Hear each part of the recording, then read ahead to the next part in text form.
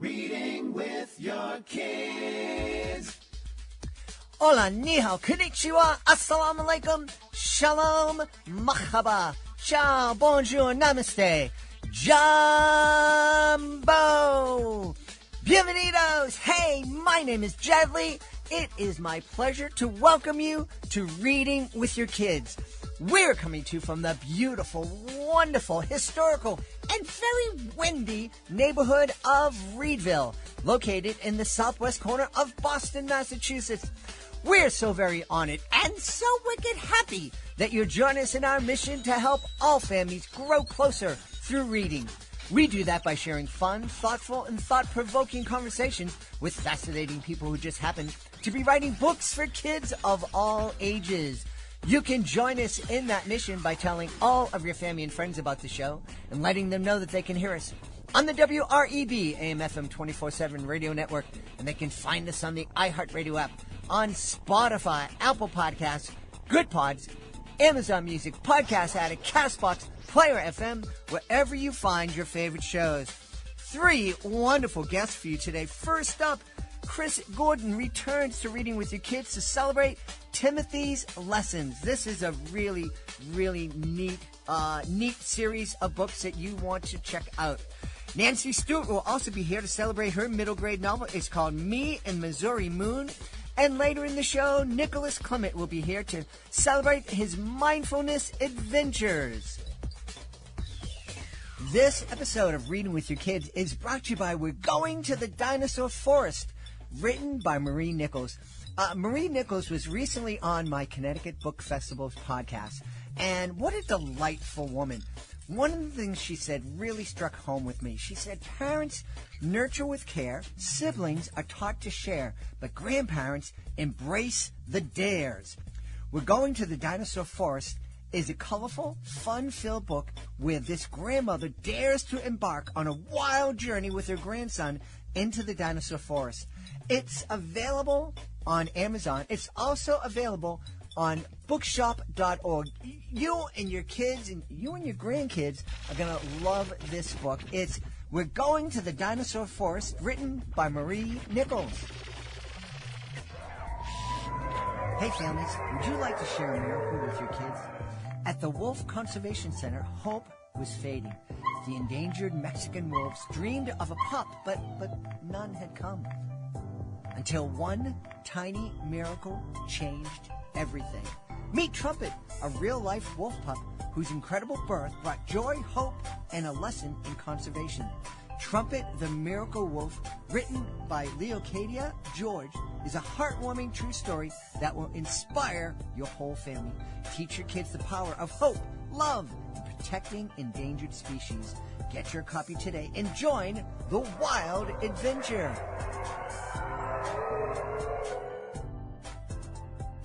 Oh, my friends, you can't see. I have a huge smile on my face. I am having such a great time. Our guest is returning to the show.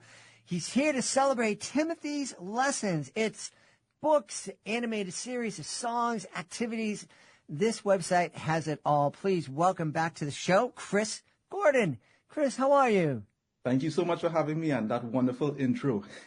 I remember I had so much fun with you the last time you were on a couple years back, and I'm really excited to celebrate this kind of renewal, rebirth of the Timothy's Lessons. I love that your books and your animation, they're teaching kids core values. Mm-hmm. Yes, for sure. And I mean, and that's what this brand is about, right? So it's about, firstly, educating, motivating, and inspiring the younger generation on developing core values. Because we believe, honestly, that learning should be an enjoyable and purposeful experience, right? And that's why we incorporate the aspect of animation, because kids love animation. Mm-hmm. Once kids could connect through animation, they would have a better idea of learning these values and applying it to their daily lives. So basically, they could face life challenges more effectively, you know? And yes, and just to add to the animation, we do this with storytelling with our children's books as well. And of course, we have the educational activities. So it's a very diverse, all-rounded platform, you know? Yeah, and I love it because you're recognizing that kids learn in different ways through different media. Yeah, exactly, exactly. And that's why, just to add to, what we already offer, we have a few free resources that's like motivational stories. We have some nice sing-along songs as well too. And then we have like fun facts, because, everybody, it's always fun to just learn new things, right? Hmm. So, and again, it's all animated. It's fun, it's enjoyable, and yeah, it's educational. So Yeah. it's definitely a must have. Yeah. Well, I love that you have songs there. I just had an experience, as you know, Chris, I uh, made a living doing educational magic shows for 35 years throughout the States. And I just received the message from somebody looking for some entertainment, and they said, Jedley, I remember I was in fourth grade and you came to my school, and I remember you sang the song Boss of My Body, and I remember it today, and now I'm 30, whatever it is, and I thought of you, and I'm like, and she was telling me she remembers all the lyrics to the song, and I'm like, I don't remember all the lyrics to that song. No, but that's good because it's like sometimes you don't even realize that you create a lasting impression on people, right? Hmm. And even if the goal is to really inspire everyone everyone, but sometimes when you just really inspire either one or two people, it makes you really make a difference, Yeah. you Yeah. know? Yeah. And yeah, so like I said, sometimes you don't realize it, but then it's like people will remember you for it, remember the message, the positive influence, and yeah, and moving forward. So tell us the core values that we're going to learn in Timothy's lessons. So it's literally, so we have values such as courage, we have like self-discipline, we have kindness, we have empathy. It's honestly a bunch of different values. And like I said, so we have like the children's books, for example. So one of our children's books, it's called Friendship Has No Color, and that's about building friendships. It's about embracing diversity. And of course, we have our next children's book, which is called Courage in the Face of Bullying. And that's basically talking about, different actions to speak out and stand against bullying. And unfortunately, you would read on the news, you would hear on the news where unfortunately, kids are still being bullied today. Hmm. And, the importance of protecting your mental health, because that is also becoming very big, you know. So, and most of the times, you would realize that a lack of resources or an environment plays an important part in how a kid reacts to certain situations. So that's why we wanted to create this platform where kids could have a positive influence, a positive example in doing things, in how to treat people. So they could basically have the foundation in terms of learning these core values and applying it to their daily lives and just being able to handle those situations more effectively. Yeah. Yeah. You I, know? I, I love that the value that you're relating to bullying is courage, Courage, yes. because that's a topic that for 10 or 15 years it was the most popular topic of my educational magic shows, and Right. I did lots of research into the topic, and one of the things that became very, very clear was that if you wanted to deal with bullying effectively, you had to motivate the 60 to 70% of the kids who aren't targets of bullies, but who see it happening, to stand up and say something and be there to support the victims. And that takes courage. It does. It does. And not a lot of people have that courage, right? And there are not that much examples because like as I said, kids are like sponges, right? So they just learn as much as they can, and they learn through visuals, right? So that's why we have Timothy and his crew because, and if you look at the characters, just the design of the characters, it's very diverse.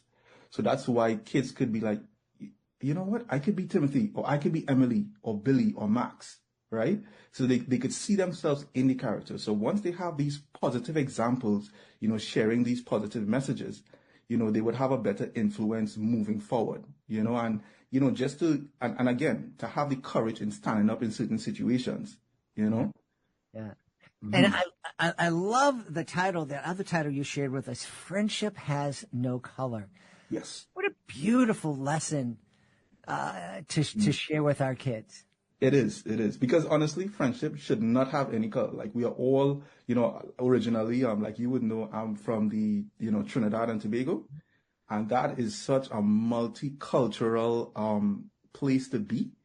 And, growing up as a kid, like I had friends of different ethnicities, and I never really looked at any, this one is I have to be friends with this one only because of, no, it's like a blend, So, and that's one of the main messages in our book, in Friendship Has No Color. We have to embrace each other, our unique characteristics, because, those characteristics that really makes us who we are, at the end of the day, so that's one of our main messages, embrace each other characteristics and also just build wonderful friendships moving forward. There's no need to be mean to anyone. It's like, why be mean when you could just be kind?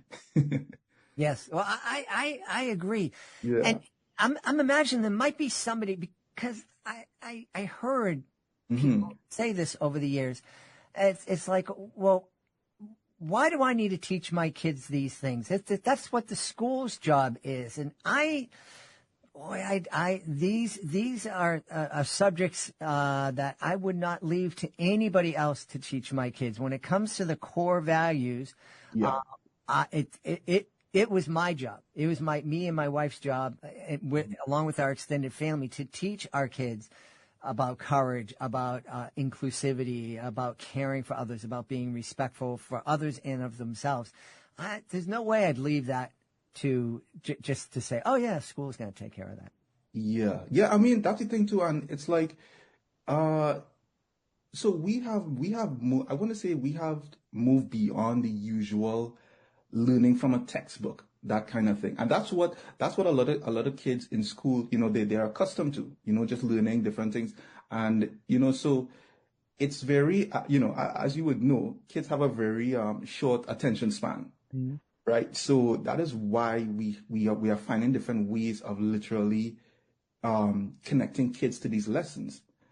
So like I said, we have evolved from teaching kids from the usual textbook learning to more animation, to more interactive, engaging form of education, because we honestly, with how everything is evolving right now, technology, everything, we have to always play keep up, so we always have to find different ways of, getting these important lessons out, but making sure they connect with these lessons so they could apply to their daily lives. And that's one of our most important things, making sure that they connect with it, understand it, so they could apply it, and then basically create a ripple effect of teaching these lessons to their peers as well. Because, kids always learn from what they see, So if they see their peers treating others with respect and kindness, they'll be like, you know what? Let me do the same. And then so forth and so forth. Yeah. That's one way. And that's why it's really a good tool for parents and educators. So, sometimes parents may not always have the resources or may not have the time because, being a parent is always on the go, right? So this is why, they could just have these tools to just, have provide it to their kids so they could have a better understanding. Yeah. I'm curious, because you are so passionate about this, and you've been passionate about this for a long time. Yes. Where did that passion come from? As you know, my background is in advertising. I have a 10 plus year career in advertising. And to be honest, within that 10 years, I developed a passion for creative writing and animation. So you know what? I just thought to myself one day, well, together with hearing everything on the news and just knowing that there needs to be something that has to be done, to create a positive influence. I just decided one day, you know what, let me just combine my skill sets, whether it's creative writing, animation, and design, and just create a really solid platform where I could utilize these skill sets in a positive way. You know, and that's I started off with just my children's books, The Friendship Has No Color and Courage in the Face of Bullying. I just started off there. And then after, I want to say maybe early last year, I decided, you know what, let me expand the brand and incorporate more animation, more lessons in core values, and really, really try and make a difference. Yeah. Yeah. Well, I think you are making a difference in kids' lives, and that's that must be really gratifying. I'm imagining, I don't know what you were working on in advertising, but I'm imagining that selling kids on the idea of being respectful is a lot more rewarding than selling kids on Coca-Cola or Pepsi. It's definitely more fulfilling. Like just creating ads, it's a whole different feel, I want to say.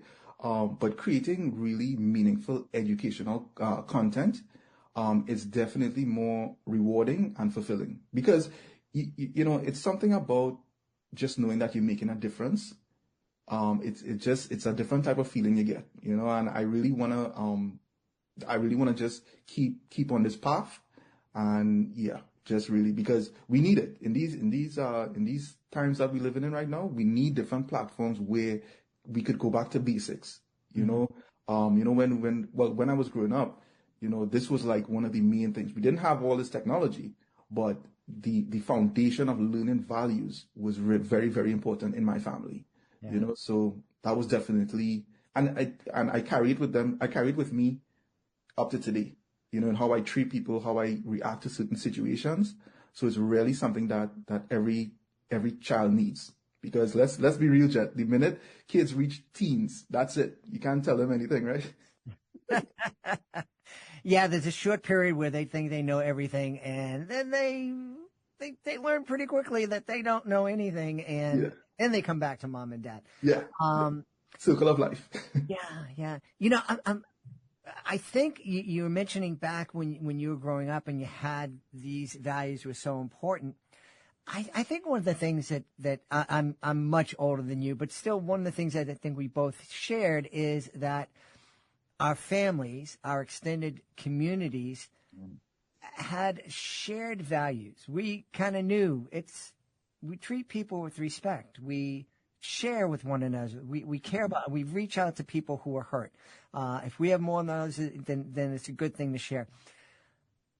I see kids and, you know, they're on social media and there are some messages that are popular on social media that don't bear any resemblance to the values that you and I grew up with. You know, I see people making videos where they're intentionally being confrontational with law enforcement, where they're just intentionally pranking people, that you know, unsuspecting people, and I don't, you know, and then we see all the videos from the quote unquote celebration of the Super Bowl win down in the beautiful city of Philadelphia, which isn't so beautiful this morning.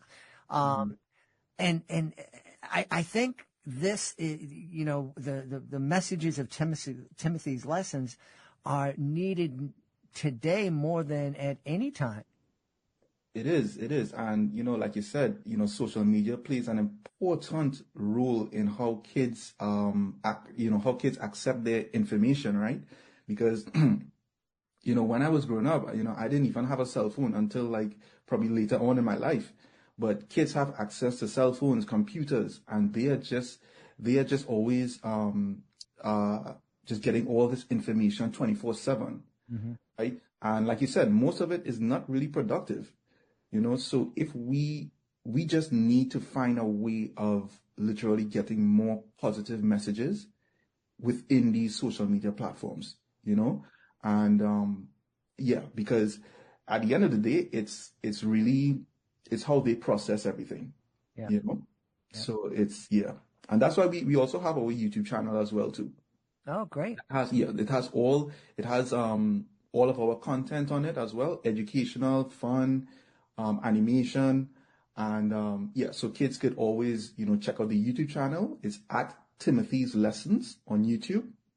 And there they could find all the videos, So I have to ask, because I know this isn't a charitable endeavor for you, but there's so much free information out there. How are you, paying the bills? How are you Well, monetizing? yeah. Yeah, well, okay. So on the website, I do have my books, and products on my shop page, right? And we have, so for example, my books here, I have the Friendship, Has No Color, children's book.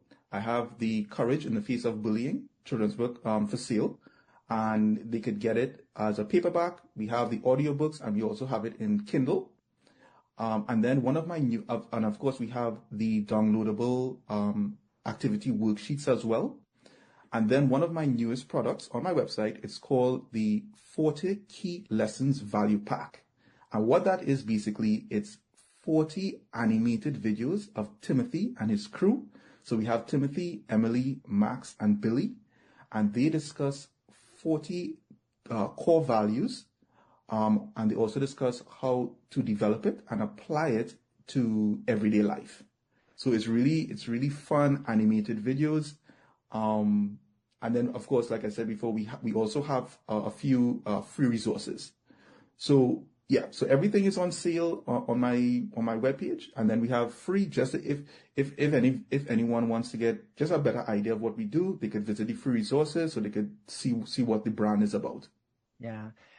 Well, I love the brand. That the videos they're bright, they're vibrant, they're fun. The songs are a lot of fun, and I think this is. I've shared this lesson, this story before.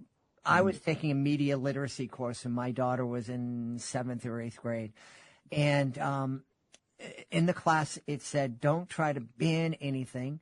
Instead, experience media with your kids and then talk about it." Yes. And so that at that time, the infamous MTV show Jersey Shore was debuted. And my daughter was watching this, and she said, "I want to see that." And my first reaction is, "No way," and "No way." But then I remembered the class, and I said, "Okay." So we sat down together and we watched it, and I probably laughed at some inappropriate things, but and she laughed a lot. And at the end, I said, "Well, let's just talk about this." Yeah. And no lecturing from me. I said, "Well, what do you think about?" What do you think about Snooki? Oh, she did. It was so funny. And I goes, yeah. And I said, "Well, do you think she has a lot of self-respect?" And she said, "Oh, no way. Because if she did, she wouldn't do this, she wouldn't do that, and wouldn't do this." And I'm like, whoa, this is because she was just all those values that my beautiful wife and I had instilled in her at a young age, reading books like Friendship Has No Color, were there. And so she was able to look at that and say, "Well, that's entertaining, but I certainly don't want to be like that." And I think in the to help our kids deal with social media, this is great. You sit down, you teach them these lessons, you instill these lessons in your kids, so then when they see the stuff that is ridiculous on social media, they'll just laugh at it and think, "Well, that's really stupid," or they'll say, I don't want to waste my time with that." Yeah, that's a really, really good example because, like I said, during that time, right before kids reach teenagers, this is where you have to, have to have the open conversations, especially about the values and, how to face different challenges, right? Because I honestly believe, I mean, I could be wrong, but I believe the future generation of kids are smarter than how we used to be when we were kids, right? Because for some reason, I think their brains just developed like where they could connect with information a lot easier than how we could. So just as you said, where they already know what they're seeing, they already know right from wrong because of the values that you instilled in them from a young age. So that's why this whole platform, like, it's needed more than ever right now because, with the whole social media and AI and everything that's just going, it's like so much information, for them to process, right? So if we could just build the foundation from the beginning, at least they would have that. So moving forward, they would be like, okay, this is not, the same thing you would, so what do you think of this person? And no, this person does not really have the proper values, and I don't want to emulate this or be like this person. So at least they would know. So that's really, it's a really good example you made, actually. Well, let's tell everybody where they can go to access Friendship Has No Color. Yeah. I have no ability to speak right now. Okay. In the face of bullying, all the activity sheets and songs and videos. Yeah, so everything is available on my website. It's www.timothyslessons.com. There's no spacing, just timothyslessons.com. And then you would see links to my YouTube, my Facebook, and then you see all my products listed as well. And then we also have a few, like I said before, free resources that they could check out. And then if you want to contact me for any readings or anything like that, all my information is there to contact. Wonderful. We've had a really great time celebrating Timothy's Lessons. What a great website. Our guest has been Chris Gordon. Hey, Chris, great to see you again. Thanks for being here and reading with your kids. Thank you for having me once again. Definitely been a pleasure. Are you looking for a creative way to bond with your kids? Let me tell you all about Drawing with Your Kids, the ultimate destination for artistic adventures. Join us as we dive into the wonderful world of children's books with renowned illustrators guiding you step by step.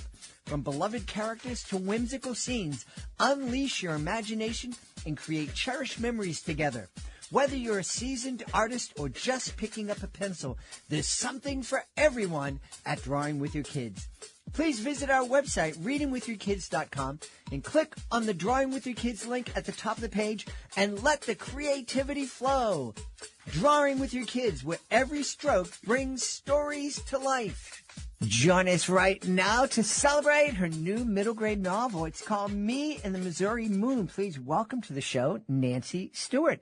Hey, Nancy, welcome to Reading with Your Kids. Well, thank you very much. I'm delighted to be here, and it's my pleasure to be. I'm excited for you to tell us about Me and the Missouri Moon. What's this novel all about? Well, the novel is, as you had said, it's a middle grade novel.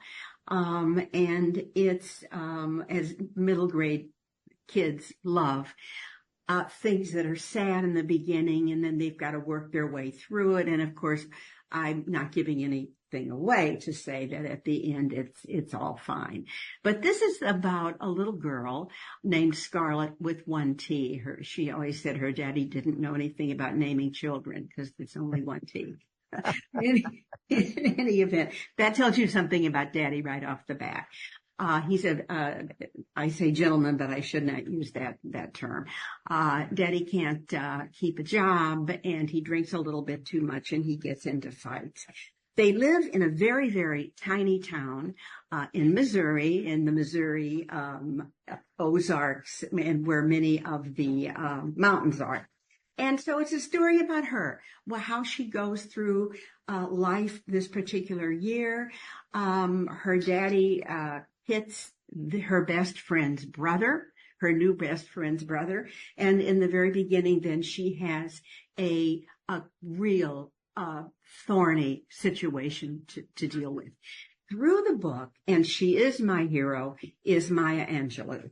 And she isn't there, but Scarlet learns all about her in school, and the words of this wonderful woman float through the book itself, and without even knowing it, Dr. Angelou helps. So in a nutshell, that's it.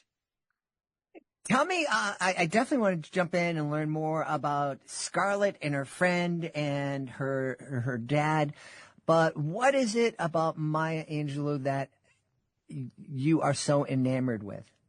Well, I always knew about her. Of course, we always did. But I had the wonderful opportunity to hear her speak. I mean, alas, I didn't get to meet her at McKendree University in the St. Louis area where I taught. And she was, for me, somewhat earth-shattering. I don't want to make that sound something that it wasn't, but she is was such a wonderful speaker. Everything came through on a normal plane. She didn't try to put on airs in any way. But the things that she said, and I think the way she lived her life after having studied her, really hit a strident chord with me. I thought she was a wonderful woman. I thought she had an awful lot to say to kids that are Scarlet's age, and of course then beyond. Mm-hmm. Yeah.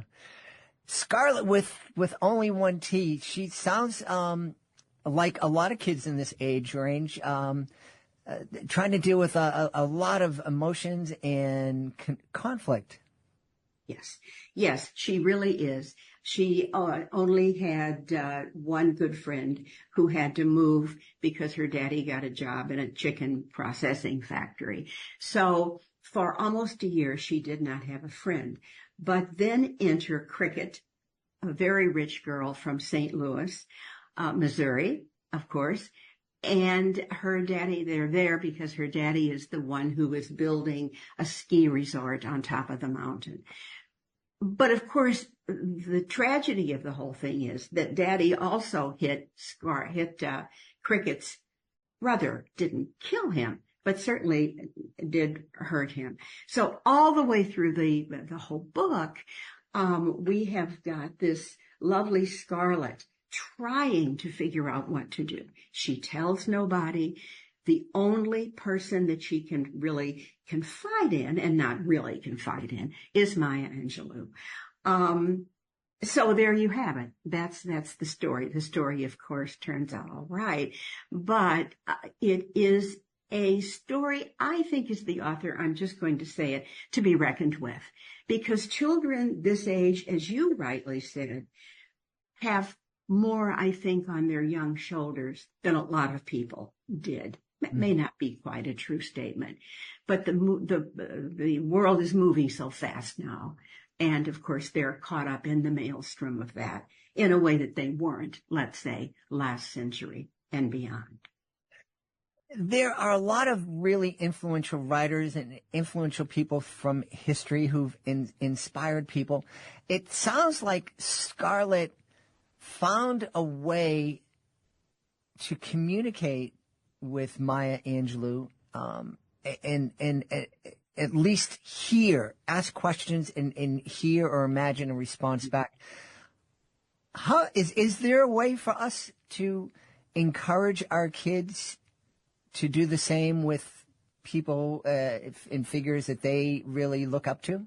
Absolutely. And if they don't know them yet, the ones to look up to, there's always their wonderful librarian at school or their teachers that can really help and guide them along. I think this is really important, particularly in this day and age, when so many books, as I know you well know, are being taken off the shelf. And there are many writers, wonderful writers from days gone by, and contemporary writers too, that are not getting, I think, a full, what do I say? The children actually are not getting the full fanfare of what's out there, and maybe that will change. It's come and gone through the ages. Mm-hmm. You obviously have a deep affection and respect for Maya Angelou. Are there other authors that you also look up to and you'd suggest kids look up to? Well, gosh, there are just so many of them. Nobody really comes to mind at this very second. But I do deal mainly with middle grade kids. Mm-hmm.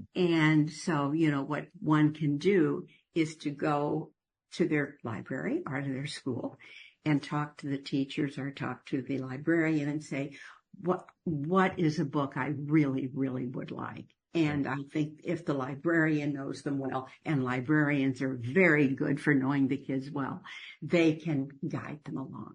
Yeah. You write a lot about Missouri. What is it about that state that that fascinates you so much? It's very interesting. I am from Illinois, just across the river, the Mississippi, of course, from Missouri. And my family and I would go to the Ozarks, where this book is placed, when I was a child. And so I loved that. I made some lifelong friends, and I think that is really just a part of what I am feeling right now. I actually wrote another book. This is the young adult novel. That it takes place in the Ozarks as well. It's called Beulah Land. And there's no corollary really at all. It's just that I wanted to put the kids, and I love Missouri and the Ozarks, so don't get me wrong here. I wanted to put the kids in places that would be difficult. The towns are small. There's a limited population, that kind of thing. Yeah. You mentioned that you taught. What did you teach? I taught, it's pretty close to the bone of what I do here, children's literature and adult literature mainly. And I taught that for quite a while. And then I started out with very young children, as teachers many times do. Went back, got my advanced degrees, and then taught university. So, and loved it. I only left it because I felt I couldn't do both. You can't give your whole body and soul over to giving your students a really fine piece of information. And so I decided to leave and decided to do this full time. And I'm very glad that I did. Yeah. Well, I know lots and lots of your readers are really glad you did too. And I know lots of people listening are going to want to know where they can go to find out more about Me and the Missouri Moon, and also find out more about you. Oh, well, that's very kind. Well, they can find the book at any place that sells books. And I'm not trying to put in any sort of a flea in their ear about Amazon, but people tend to go to Amazon, or they can go to any bookstore, any of their local bookstores, and get it, really. Yeah. So, it's out there. And is there a website where we can learn more about you? Yes, there is a website. Thank you for asking. It is all three words jammed together. Nancy Stewart writes. We've had a wonderful time speaking to the author of Me and the Missouri Moon. It's a new middle grade novel from our guest, Nancy Stewart. Hey, Nancy, thanks so much for being on Reading with Your Kids. You're very welcome. And may I say one more thing? Absolutely. I forgot to do it, but I've never had one before. This book got a Kirkus star. Congratulations. Thank you. And this has been such a pleasure. Thank you for the opportunity. You're very welcome. Looking forward to speaking to you again sometime. Thank you. Would love that.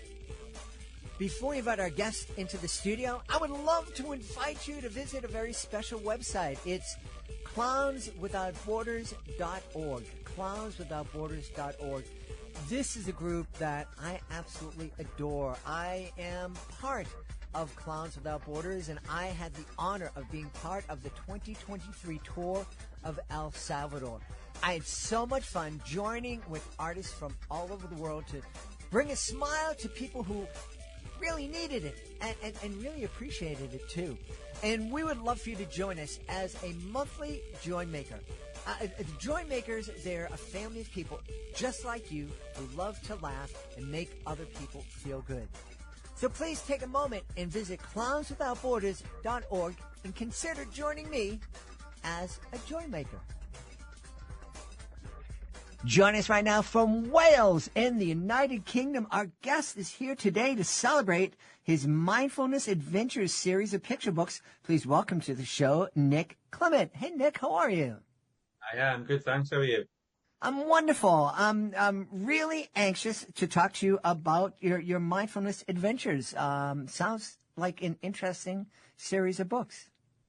Yeah. We got the idea from Press Here, which is a New York bestseller, whereby you have to do different things on different pages. It has like dots and circles. I think it's an American author. I can't remember his name, but Mark Jones and I come up with an idea to create a book that would help calm children. So it would either be before bedtime or it would be during just after recess in America or break times here in the UK. We thought then we would try and playfully weave in mindfulness techniques.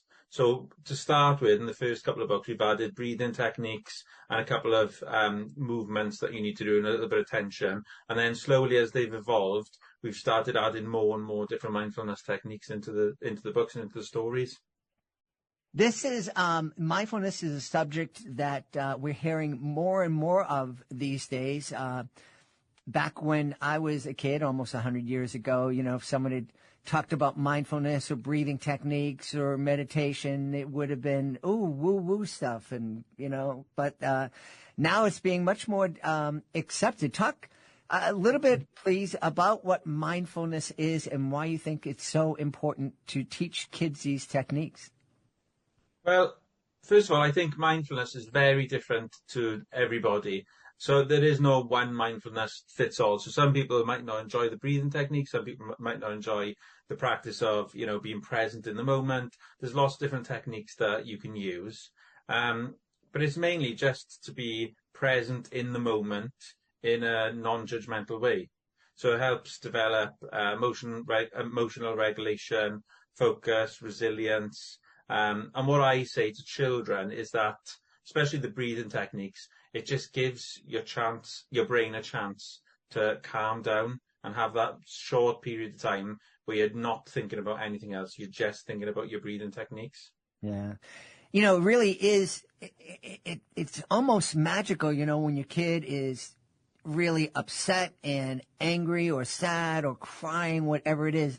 And when you ask them to just take a deep breath, count to 10, take a few breaths, and it doesn't solve everything, but it just gets the kid kind of regulated so that he or she can talk. Yeah, I agree. What is lovely to see is that when I go in to do a book reading in schools, I can see the children are quite energetic and quite excited. So I'll do a couple of breathing techniques with them. Start off with things like dragon breaths. So it's 3 seconds in and then one big puff out through your mouth. And you can see their bodies kind of melt away a little bit and just all of a sudden they feel and act a lot more relaxed. It's really, really interesting to see it happen before your eyes. Yeah. How did you get involved in not only mindfulness for yourself, but bringing this message to young kids? It's quite a long story, but I'll try and shorten it. So, my stepfather passed away. He was like a dad to me while I was in a position as a primary school teacher. So I think you'd call it elementary school, with you. So I was in a really bad place. And I think looking back now, I probably had a bout of depression and needed something to change what was going on. So I just had this idea that came across me where I was just going to leave my position, quite a well-paid position as a teacher, and decide to go into schools and deliver cross-curricular well-being projects that would make the children either more confident or more healthy. So during this time, I came across cognitive brain therapy strategies, which I can't remember how I came across it now, but it was quite accidental, and mindfulness. I did a mindfulness course while I wasn't currently in work. And I've kind of combined them both, which really helped me on my journey and all the different things that I've achieved in this short period of time. And I thought there must be a way we can get this into schools, get this into parents' hands in a cheap, affordable way that is quite creative and playful as well. So we thought instantly it'd be the books. Just a nice way that we could add in. What we've done is we've included some breathing techniques and mindfulness strategies in the books as well at the back as a kind of guide so that parents and children can have them as lifelong skills. Yeah, and one of the things I love about the idea of sharing these techniques in a picture book, and picture books are meant to be read by parents with their kids, and is that the parents can learn some of these techniques as well, because I'm guessing that most parents of young kids probably aren't practicing mindfulness. And when you're a parent of a young kid, you could use it. Yeah, 100%. I try and practice it. Doesn't work all the time because you just get that red mist in you. But both can use the techniques. And I think it's nice it can be a conversation starter as well to try and understand how that other child is feeling. So sometimes we'll say, okay, so where do you feel anger? Where does it come from? So for me, anger straight away is in my head. I can feel in my head, I can feel it in my hands, I can feel that I'm becoming tense. But for other people, it might be that it's in the kind of the pit of their stomach. So addressing that and understanding the child and the parent, being able to understand, I can feel anger is bubbling up, or whether it's getting hotter inside your head. There's a couple of things you can do during that situation, not to get to the point where you see the red mist. Interesting. As you were talking about this, I think when I'm getting angry, it comes from my chest. I haven't heard that one. Some people say fists, but Yeah. does your breathing get faster? A little bit, but it gets more deeper, like just intense, and just Intense. Yeah, that's a good word. Yeah. Well, that's interesting from your test. Do you feel like it is just in your chest, or do you feel like eventually it becomes like a volcanic eruption? Well, I've tried very hard not to have any volcanic eruptions. I certainly have had them in the past.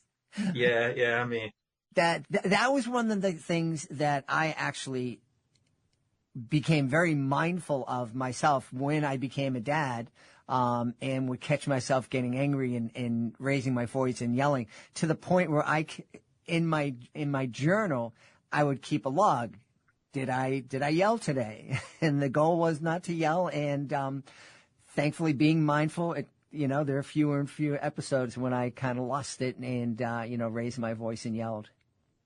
Yeah, that's good with the journal idea, because that allows you to work out if there is kind of a trigger. And most of the time it's when we're overwhelmed. So I believe I've got a sensitivity to noise, which a teaching profession is probably one of the worst things to go in. So sometimes I will remove myself from the situation if my two young boys are making too much noise, because I know that it could trigger me just for my anger and frustration start building up.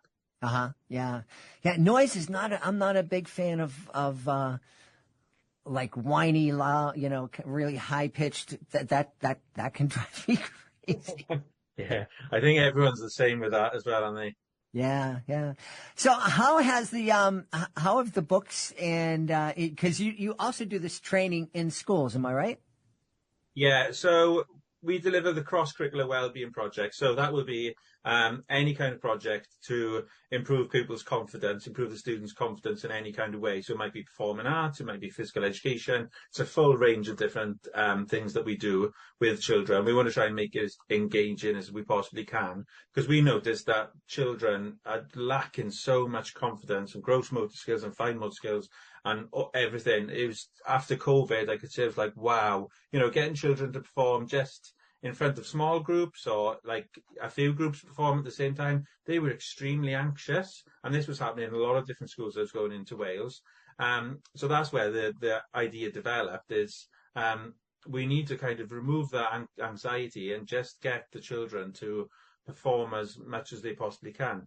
With the books, what we are finding quite difficult is just trying to get our message out there that these are kind of books that you can constantly go back to and use as strategies in the future. So it's not just a one-off book. Oh, this is a nice story, and then you put it to the side. Mm-hmm. The people who have purchased the book have said, I'll read this for my child, a few times a week, because it just helps them become more calm and relaxed and sleep better. Yeah. That would be a really good strategy, instead of just, your kids are running around, you're having a lot of fun, and then all of a sudden the clock strikes 7 or 8 or whatever, and it's like, okay, stop, go to bed. It's like, it doesn't work like that.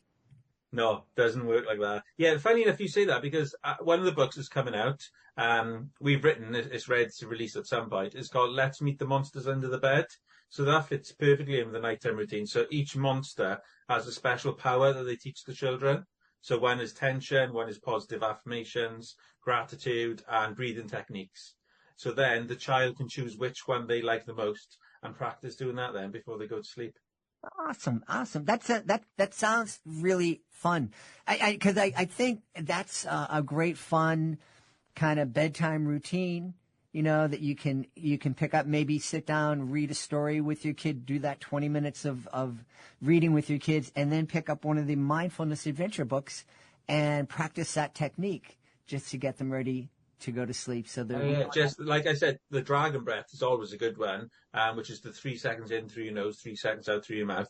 And then another really nice one is the finger breathing. So this is quite popular at the minute. So it's breathe in as you go up and then breathe out as you come down. So it's breathe in and out. For the people that can't see on the screen, it's, go in, putting your fat hand up like a high five and then tracing your fingers all the way across.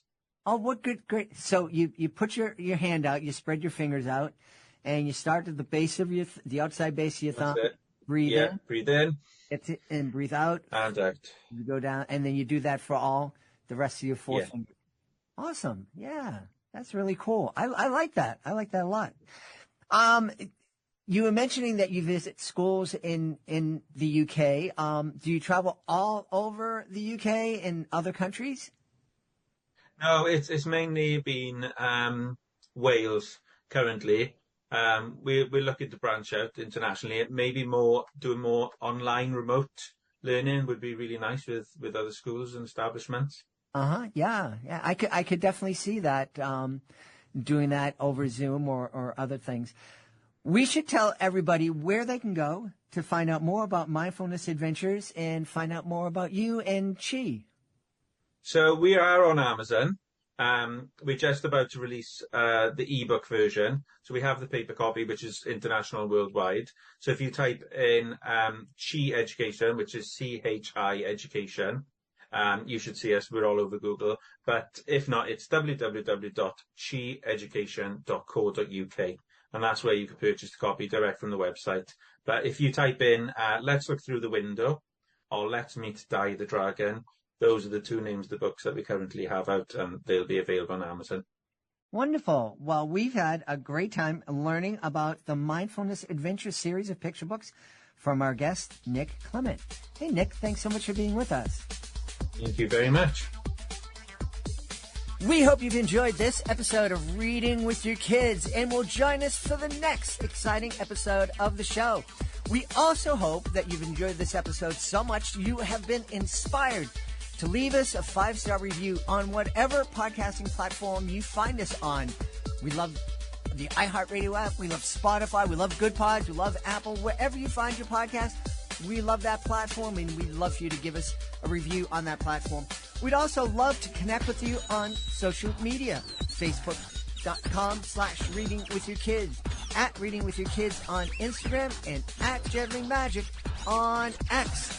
We'd also love for you to visit our website, readingwithyourkids.com. You can check out our blog, visit our Reading With Your Kids Certified Great Read Wall of Fame, and also use the contact button up at the top of the page to let us know who you would like to hear on a future episode of the show. And if you are an author and you think you should be on the show, be sure to visit readingwithyourkids.com and click the Authors Click Here button up at the top of that page to let us know all about your great book, and we'll let you know how you can come on and tell thousands and thousands of people all over the world about your fantastic children's book. Want to thank the folks who made today's show so wonderful, starting with our guest, Chris Gordon. Please be sure to check out Timothy's Lessons. Want to thank Nancy Stewart. Please be sure to check out Me and the Missouri Moon. And we want to thank Nicholas Clement. Nick Clement, be sure to check out his Mindfulness Adventures. I want to thank my team, Fatima Khan, Chris Doherty, Rory Grady. I want to thank my beautiful wife for all the support she gives me. Most of all, we all want to thank you. Thank you so much for taking the time to join us today. And as always, thank you so very much for taking the time to make the world a better place. And you do that every time you read with your kids.